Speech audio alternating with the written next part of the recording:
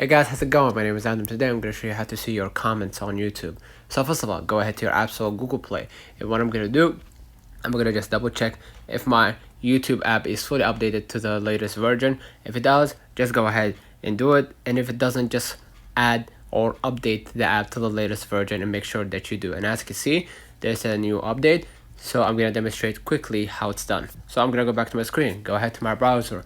If you want to see your comments on YouTube, just go to the comment history and then go to the original place that you posted your comment.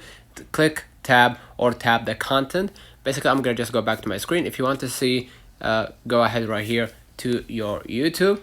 And basically, what I'm going to do, I'm going to just go ahead right here into clicking my profile icon at the bottom right corner. And what I'm going to do next, I'm going to click on the history, and from there I'm going to be able to choose the video that I want to comment to that video. For example, in my case, I want to go to this video, right? Maybe I commented on this video, so I'm gonna just go ahead and click on the video, and I'm gonna see my comment history. I'm gonna see my comment at the top.